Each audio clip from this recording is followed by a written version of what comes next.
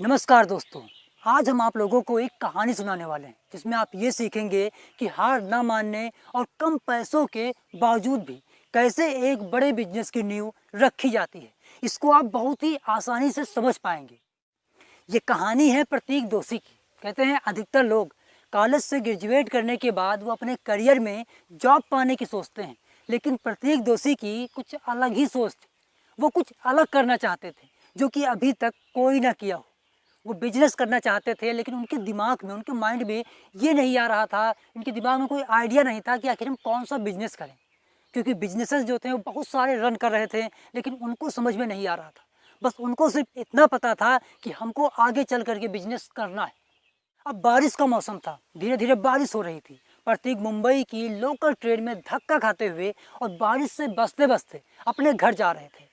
तभी उनका ध्यान अचानक एक छतरी पर आकर रुका, और जब उन्होंने ध्यान से उस छतरी को देखा तो पाया कि वहाँ पर जितने भी लोग थे उनके सबके पास लगभग काली ही छतरी थी, और उसमें किसी भी प्रकार की ना कोई डिजाइन बनी थी, ना कोई प्रिंट बना था।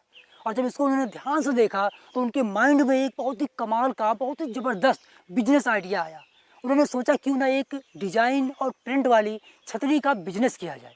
और यह बिजनेस आइडिया एकदम से यूनिक था, इसको कोई भी नहीं कर रहा था। और इस बिजनेस आइडिया को सोच करके प्रतीक बहुत खुश थे, और जा करके उन्होंने अपने घर वालों को इस आइडिया के बारे में बताया। तो उनके घर वालों ने कहा कि तुम इसीलिए इतना पढ़ाई किए थे कि आगे चल करके छतरी बेचो।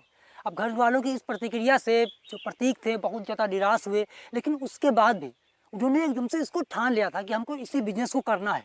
और इसके बाद उन्होंने एक ब्लूप्रिंट तैयार किया, और जा करके उन्होंने एक डिजाइनर से अपने छतरी की डिजाइन को बनवाया। और उसके बाद उस डिजाइन को लेकर के वो पब्लिशर के पास गए, लेकिन पब्लिशर ने उनके इस डिजाइन को पब्लिश करने से मना कर दिया, क्योंकि इंडिया जैसे देश में नई चीज़ को इतनी जल्दी से एक्सेप्ट नहीं किया जाता है। और इसीलिए जितने भी पब्लिशर थे वो प्रतीक के छतरी के डिज़ाइन को जल्दी से एक्सेप्ट नहीं कर रहे थे, उसको पब्लिश करने के लिए नहीं मान रहे थे। लेकिन प्रतीक भी हार नहीं मान रहा था।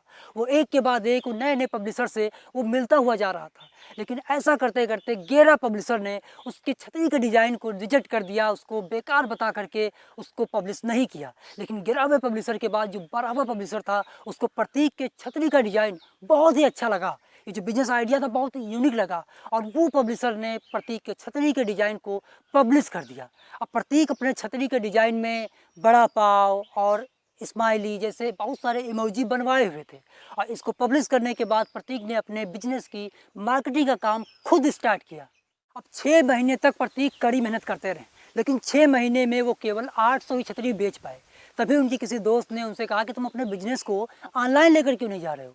तो प्रतीक ने सोचा ये भी ठीक है, क्योंकि ऑफलाइन वो बिक नहीं रही थी और उनको उसी बिजनेस को बड़ा करना था। और इसीलिए उन्होंने अपने बिजनेस को ऑनलाइन ले जाने के लिए बहुत मेहनत किया। दिन भर में वो 18-18 घंटे काम करते थे, और आखिरकार वो अपने बिजनेस को ऑनलाइन लेकर चले ही गए।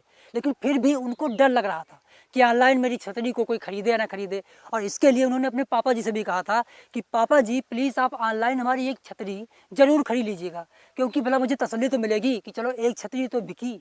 लेकिन जैसे ही उन्होंने अपने छतरी के बिजनेस को ऑनलाइन किया, उनकी छतरी की सेल बहुत बढ़ गई।